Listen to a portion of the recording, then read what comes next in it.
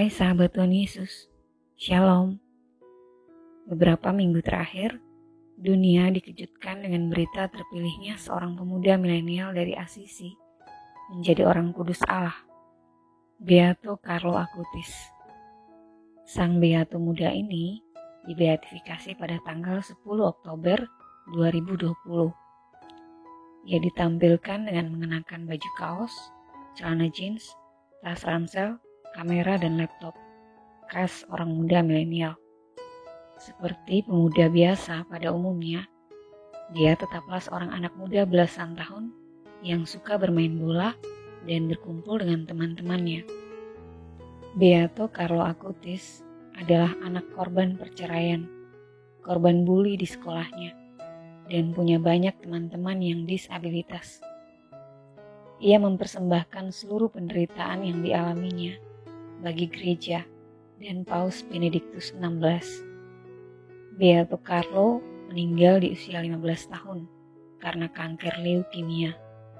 Seluruh talenta yang diberikan Tuhan kepadanya, ia gunakan untuk kemuliaan Tuhan.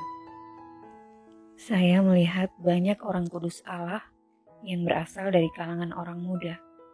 Ada Santa Bernadetta Soubirous, Santa Maria Goretti, Santa Teresa dari Lisieux, dan masih banyak lagi. Betapa mulianya pilihan hidup mereka. Di usia di mana kebanyakan orang lebih memilih bersenang-senang dengan hobi dan pergaulan, mereka memilih mempertahankan kemurnian dan hidup hanya untuk kemuliaan Allah saja. 1 Timotius bab 4 ayat 12 mengatakan, "Jangan biarkan orang lain memandang rendah dirimu karena kamu masih muda. Tetapi berikan teladan bagi orang-orang percaya dalam ucapan, perilaku, cinta, iman, dan kemurnian."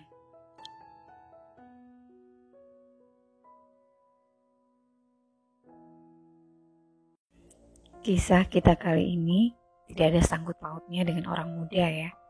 Malah ini adalah kisah seorang ibu dari 9 orang anak yang kemudian menjadi orang kudus pilihan Allah.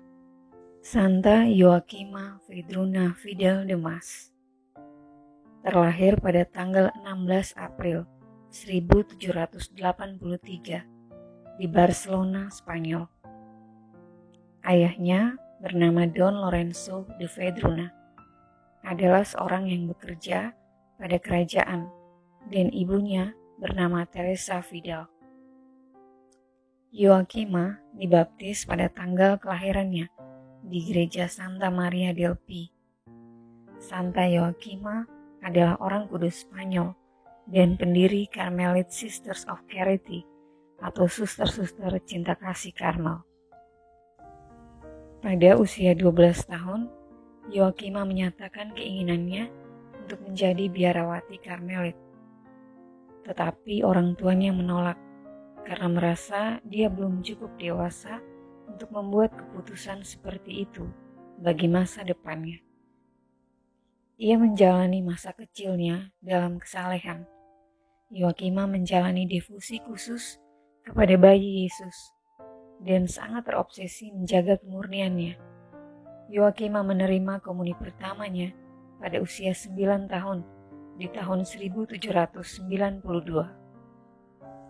Sebagaimana kebiasaan para aristokrat bangsawan Spanyol di masa itu, Joachima dijodohkan oleh orang tuanya dengan pemuda bangsawan. Diceritakan bahwa Theodore de Mas adalah seorang pengacara dan pemilik tanah yang juga sahabat dari Don Lorenzo. Ia sebelumnya ragu-ragu memutuskan siapa dari ketiga putri Don Lorenzo yang harus dinikahinya. Theodore menghadiahkan kepada ketiga putri sahabatnya ini masing-masing 1 kotak kacang almond. 2 putri tertua menolak dan mengatakan itu adalah hadiah yang kekanak-kanakan. Namun Joachima menerima hadiah itu sambil berkata, "Saya suka kacang almond." Saat itulah Theodore menetapkan pilihannya pada Joachima. Pada tanggal 24 Maret 1799, Joakima dan Theodor de Maas menikah dan diberkati dengan 9 orang anak. Pasangan suami istri ini terkenal sebagai pasangan Katolik yang saleh. Mereka menjadi anggota setia Ordo Ketiga Santo Fransiskus Assisi dan senantiasa hidup sesuai regula ordo tersebut. Inilah mengapa Santa Joakima dikenal sebagai Santa Joakima dari Santo Fransiskus Assisi. Kelak, 4 orang putri mereka menjadi biarawati. 2 putra mereka menikah dan menjadi awam Katolik yang saleh. Dan 3 anak yang lain meninggal dunia ketika masih kecil.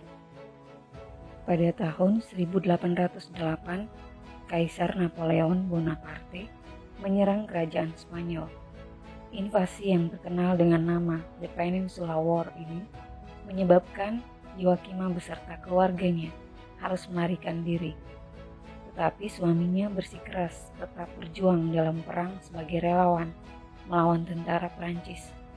Dan ia meninggal pada tanggal 6 Maret 1816 akibat luka-luka yang didapatnya dalam sebuah pertempuran. Beberapa bulan kemudian, bersama anak-anaknya, Joakima pindah dari Barcelona ke tanah milik keluarga de Vedruna yang disebut Manso Escorial di kota Vic, sekitar 70 km jauhnya dari Barcelona. Joakima mulai mendekatkan diri kepada Tuhan dan menghabiskan waktunya dalam doa. Ia selalu mengenakan jubah Ordo Ketiga Fransiskan dan mulai melakukan karya amal merawat orang-orang sakit. Pembimbing rohaninya, seorang imam Kapusin bernama Esteban de Olot, mengagumi semangat pengabdian Joakima dan menyarankan dia untuk mendirikan sebuah kongregasi apostolik yang didedikasikan bagi pendidikan dan karya-karya amal. Hal ini mendapatkan dukungan penuh dari Uskup Vic, Pablo Jesu Corcuera, yang kemudian menyarankan agar kongregasinya mengadopsi regula Ordo Karmel. Joakima mengangkat sumpahnya di hadapan Uskup Pablo pada tanggal 6 Januari 1826. Uskup ini juga yang kemudian merumuskan dan menulis regula bagi kongregasi tersebut. Ordo Suster-Suster Cinta Kasih Karmel atau Carmelite Sister of Charity resmi berdiri pada tanggal 6 Februari 1826 dan di pagi hari pada tanggal 26 Februari, Joakima bersama 8 orang wanita mengucapkan kaul sebagai biarawati perdana di kongregasi tersebut. Upacara tersebut berlangsung dalam misa pagi di gereja biara Kapusin. Kemudian para biarawati perdana itu kembali ke Manso Escorial dan memulai biara baru mereka. Pada tahun-tahun awal berdiri, Muder Joakima sering berkonsultasi dengan Santo Antonio Maria Claret tentang cara hidup membiara dan pengelolaan kongregasi apostolik. Ketika Perang Carlis terjadi, yaitu serangkaian perang saudara di Spanyol, pada tahun 1836, Muder Joakima pindah ke Roussillon, Prancis, dan menetap di sana selama 6 tahun, sampai tahun 1842.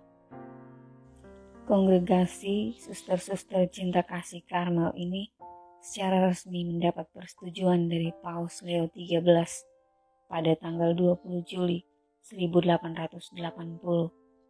Ordo ini mulai menyebar ke seluruh wilayah Spanyol, di Iberia, dan berbagai belahan dunia.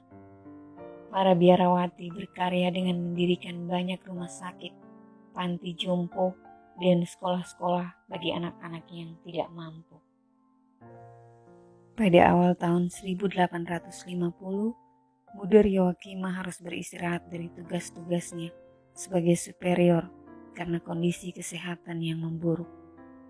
Pada tanggal 28 Agustus 1854, Muder Joakima meninggal dunia karena wabah kolera yang menyerang Catalonia. Muder Joakima dimakamkan di biara yang didirikannya di Vic Osona, Barcelona.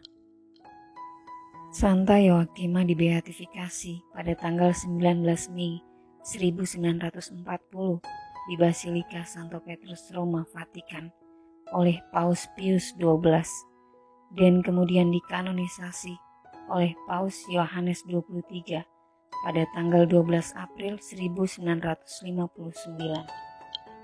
Pada tahun 2008, Ordo Suster-Suster Cinta Kasih Karmel atau Carmelite Sisters of Charity tercatat telah berkarya di berbagai negara di benua Eropa, Asia, Afrika, dan Amerika. Mereka memiliki 280 biara dan 2012 orang biarawati. Nah, sampai di sini ya kisahnya.